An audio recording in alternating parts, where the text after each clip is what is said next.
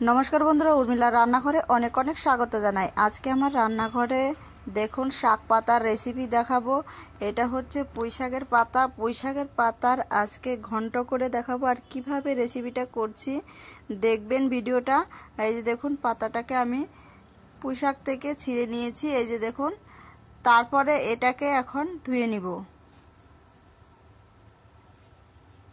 এই দেখুন ধুয়ে নিয়েছি, এখন আমি এটাকে কেটে নিচ্ছি। কুচি কুচি করে কাটতে হবে, যত কুচি কুচি হবে খেতে কিন্তু তত টেস্ট লাগবে।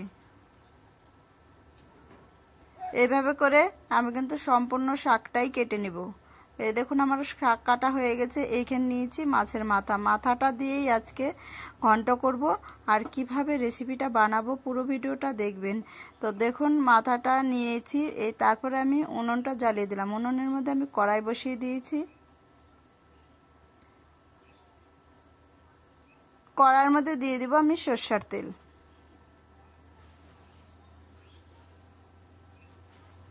তেলটা দিয়ে যে দেখুন মাথাটা আমি লবণ হলুদ দিয়ে মেখে তেলের মধ্যে দিয়ে দিব।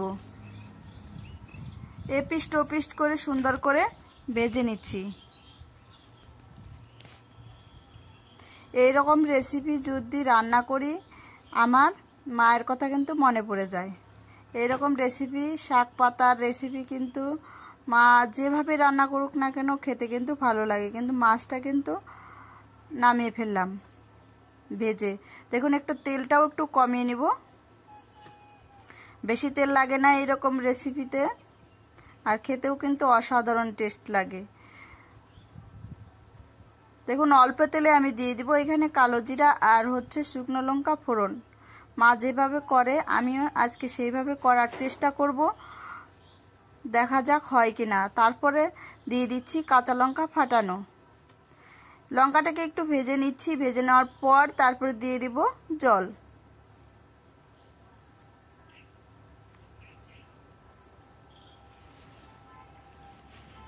শাক পাতার রেসিপি যদি থাকে মাছ মাংসকে কিন্তু হার মানিয়ে ফেলবে। এইখানে দিয়ে দিব লবণ আর হলুদ দিয়ে একটু হালকা নেড়ে চেড়ে দিব। তারপর দেখুন এখানে হালকা একটু কালো জিরা আর রসুন বাটা দিব। রসুন বাটা দিয়ে ঝোলটাও আমার ফুটে এসছে। রসুনটা আর কালো জিরা বাটাটা দিয়ে একটু নেড়ে চেড়ে দিচ্ছি।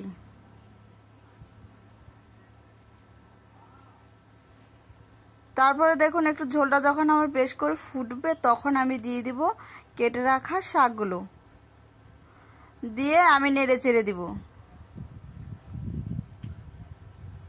যে কোনো শাকের শাক হোক কিংবা ঘন্ট হোক খেতে কিন্তু ভালো লাগে। আর কার কার শাক খেতে ভালো লাগে অবশ্যই কিন্তু কমেন্টে জানিয়ে যাবেন।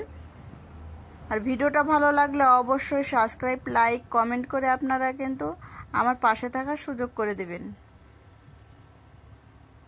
তারপরে দেখুন মাছের মাথাটা আমি ভেঙে নিয়েছি। এইভাবে ভেঙে আমি দিয়ে দিচ্ছি। নাড়তে থাকবো এইভাবে। জলটা কিন্তু অনেকটাই শুকিয়ে এসছে, তাই না এইরকম রেসিপি রান্না করতে কিন্তু বেশি উপকরণ লাগবে না। নেড়ে চেড়ে নিব এরকম করে। তারপরে দেখুন এইখানে আমি দিয়ে দিব চালের গুঁড়ো। চালের গুঁড়োটা দিয়ে বেশ ঘন ঘন নাড়তে হবে, না তো আবার চালের গুঁড়োটা দলা বেঁধে গেলে কিন্তু খেতে কিন্তু ভালো লাগবে না। এই দেখুন অনেকটা এরকম ঘন ঘন কিন্তু নাড়তে হবে। চালের গুঁড়োটা দিয়ে কিন্তু ভালো করে নেড়ে চেড়ে নিতে হবে, তাহলে না খেতে না টেস্ট হবে। তারপর দেখুন এইখানে আমি দিয়ে দিচ্ছি ওই যে মাছটা ভেজে নামিয়ে নিয়েছিলাম যে তেলটা, ওই তেল অল্প দিয়ে দিব। এইরকম রেসিপি যদি থাকে গরম ভাতের সাথে আর কিন্তু কোনো কিছুই প্রয়োজন মনে হবে না। তারপর দিয়ে দিচ্ছি এখানে একটু জিরে বাটা, ভাজা জিরে বাটা দিব, আর হচ্ছে দিয়েছি আদা বাটা। দেখেছেন তো কম উপকরণ মশলা দিয়েই কিন্তু শাকের ঘন্ট রান্না করে ফেললাম। তাহলে আপনারাও এইরকম পুরো ভিডিওটা দেখে রান্না করে দেখবেন, অবশ্যই কিন্তু ভালো লাগবে। এরকম হালকা মশলাটা আদা আর হচ্ছে জিরে ভাজার দিয়ে বাটা দিয়ে আমি কিন্তু একটু হালকা নাড়বো, 1 থেকে 2 মিনিটের মতো নাড়তে থাকবো। আমার শাকটা কিন্তু হয়ে এসছে, ঘন্টটা আমি এখন এটাকে নামিয়ে ফেলবো।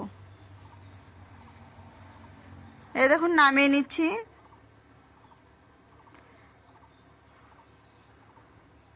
সম্পূর্ণ ভিডিওটা দেখার জন্য অনেক অনেক ধন্যবাদ। আমি কালকে অন্য ভিডিও নিয়ে আসবো আপনাদের কাছে। আপনারা ভালো থাকবেন, সুস্থ থাকবেন এই কামনাই করি। এই দেখেছেন তো আমি নামিয়ে ফেলেছি শাকের ঘন্টর রেসিপি। দারুণ একটা শাকের কিন্তু গন্ধ বেরিয়েছে। তাহলে আপনারাও এরকম ভিডিও দেখে বাড়িতে রান্না করে দেখবেন, খেতে কিন্তু দারুণ টেস্টি হবে। তো অনেক অনেক ধন্যবাদ ভিডিওটা দেখার জন্য।